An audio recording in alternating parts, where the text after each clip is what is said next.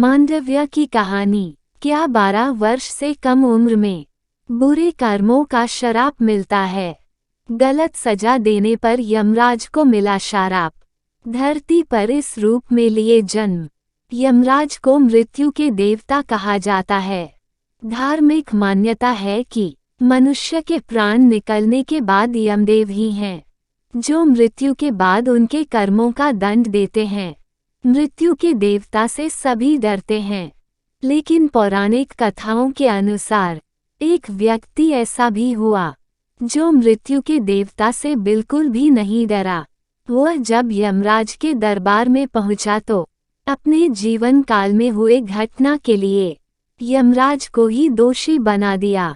आइए जानते हैं कौन था वह जिससे यमराज को श्राप दिया था और फिर यमराज को धरती पर मनुष्य के रूप में जन्म लेना पड़ा। महाभारत से जुड़ी है कथा यमराज को और कब शाप। इसमें महाभारत में ही जिक्र किया गया है। महाभारत की एक कथानुसार मांडव्य नाम के एक ऋषि थे। एक बार वह तपस्या में लीन थे। उसी समय चोरों का एक आकर के आश्रम में आकर छिप जाता है।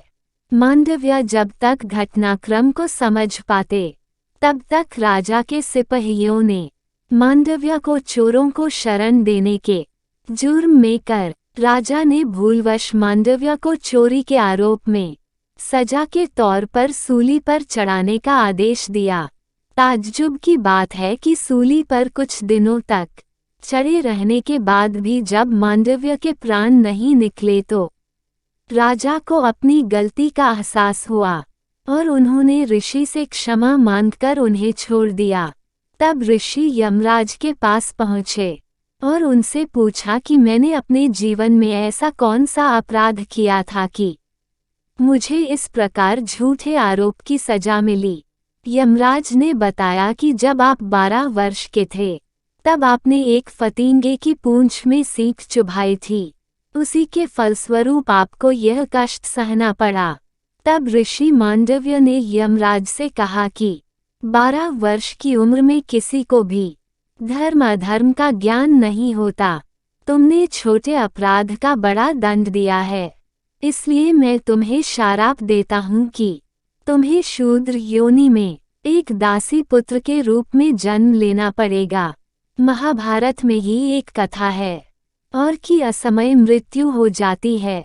ऐसे में समस्या सामने आती है, कुरुवंश का कौन बनेगा? इसके समाधान के सत्यवती अपने दोनों बेटों की और अंबालिका को अपने पुत्र व्यास के पास संतान के भेजती हैं।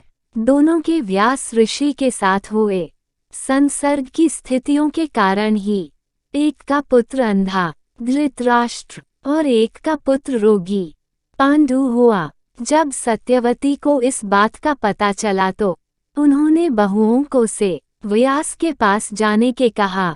इस बार और ने अपनी जगह अपनी एक दासी को भेज। दासी भी व्यास के साथ संसर्ग से गर्भवती हुई और उसने एक स्वस्थ संतान को जन्म। यह संतान और हर तरह से योग्य थी।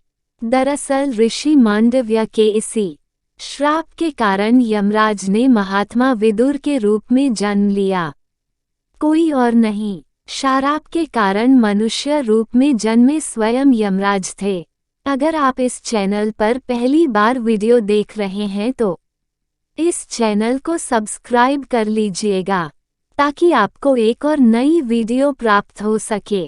अगर आप पहले से सब्सक्राइब कर रखे हैं तो कमेंट बॉक्स में कमेंट करके जरूर बताएगा कि ये कहानी आपको कैसी लगी। जय श्री कृष्णा लिखना ना भूलें।